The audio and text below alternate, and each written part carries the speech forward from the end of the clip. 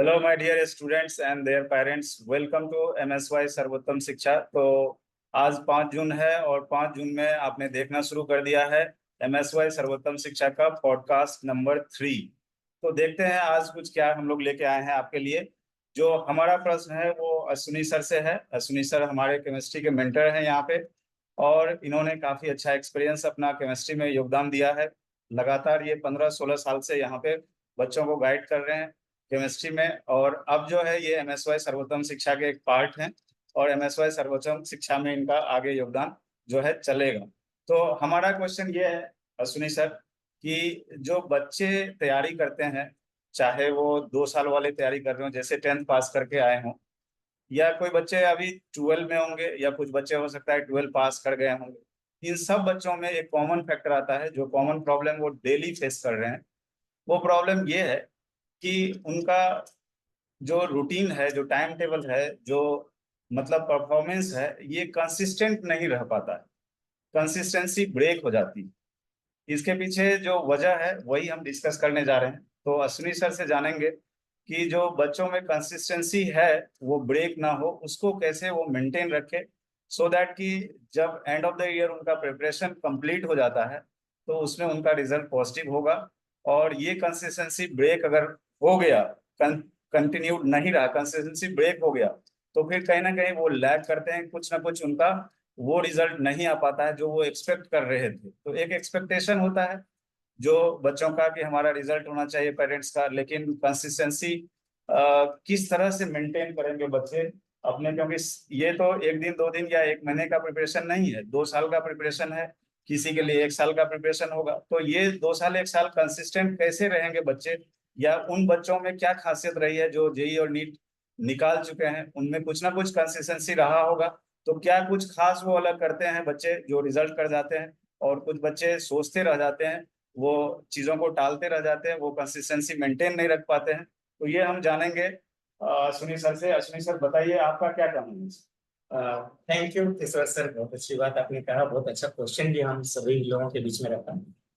और इसका जो जहां तक मेरा मानना है कि हमारे जो बच्चे कहीं ना कहीं थोड़े से कंसिस्टेंसी में ब्रेक कर रहे हैं, और उनका कहीं ना कहीं जो कॉन्फिडेंस ग्राफ है वो नीचे जा रहा है। तो इसका दो चीजें हैं, मैं दो पहलुओं पर डिस्कस करना चाहूंगा। पहली फैक्टर ये है उनके लिए कि वो पेरेंट्स का थोड़ा एक्सपीरियंस शेयर करें।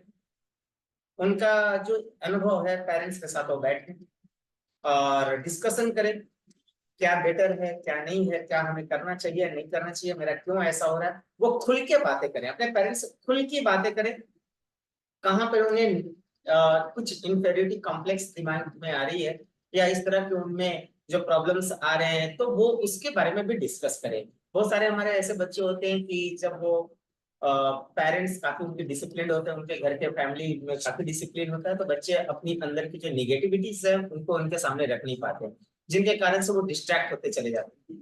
तो मैं ये कहना चाहूंगा कि वो बच्चे जो उनका डिजायर है कि हमें कोई कुछ आईआईटी क्रैक करनी है, जेई एडवांस क्रैक करनी है, तो जिस कारण से उनमें कोई एक्सट्रपलेशंस आ रहे हैं, जिनके सामने जो लाइफ में उनका हर second moment to moment minute to minute उनका जो ऑब्स्टेकल्स उनके सामने आ रहे हैं, उस ऑब्स्टेकल्स को कैसे दूर करें, वो हर बातें अपने पेरेंट्स से शेयर करें, खुल के शेयर करें। उससे क्या होगा कि पेरेंट्स उस पर अवेयर होंगे, और जहां तक होगा अपने बच्चों के प्रति वो स्नेह जताते हैं, क्योंकि उन्होंने नहीं बचपन से उन्हें प्राइमरी एजुकेशन दी है, उंगली पकड़ के चलाना सिखाया है। और जहां मातृत्व की बात आती है, ममता की बात आती है, तो उनसे ममता भरी तो हम लोग भी ममता नहीं जता पाते। तो वो खुल के बात करेंगे तो पेरेंट्स उसके बारे में सचेत होंगे, उनको हमेशा सजेशन देंगे, और जो सही रास्ता होगा उनके लिए, सही जो प्लेटफॉर्म होगा उनके लिए, उसके लिए वो हमेशा अग्रसर करेंगे। बिल्कुल सही कहा आपने। और मुझे लगता है पेरेंट्स से अगर बच्चे खुलकर बात करते हैं तो उनको बहुत सारी चीजें हैं जो पेरेंट्स अपने लाइफ के भी एक्सपीरियंस, जो जेन्युइन एक्सपीरियंस है उनके लाइफ का, वो शेयर करेंगे। तो बच्चों को एक उनका 40 साल का 50 साल का जो एक्सपीरियंस है वो बच्चों को डायरेक्ट मिल जाएगा, जो बच्चे के माइंड में अभी वो डेटाबेस नहीं है, तो वो उन चीजों को अनुभव नहीं कर पाएगा। बिल्कुल सही कहा आपने।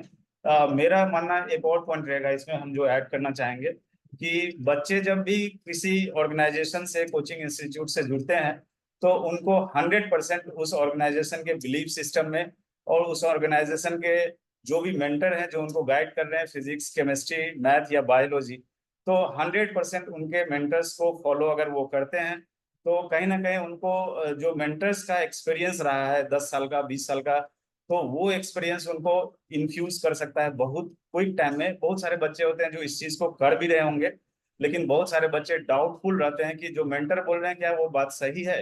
अगर मेंटर जो बोल रहे हैं उस बात पे बच्चे को डाउट हो जाएगा, तो कहीं ना कहीं उनका जो ग्रोथ है, जो अंडरस्टैंडिंग है, वो उन तरह उस तरह का नहीं आ पाएगा। जो बच्चे 100% बिलीव कर रहे हैं वो उसी क्लास में पढ़ते हुए और उन अपने कुछ कंपटीटर बच्चों से जो है आगे बढ़ जाते हैं, उसका एकमात्र मेन मात्र समझिए आप यही है कि वो 100% टीचर को फॉलो कर रहे होते हैं।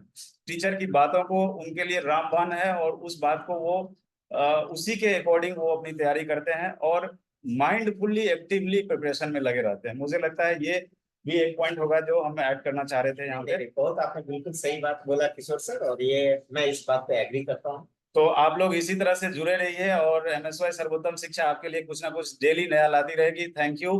नमस्कार।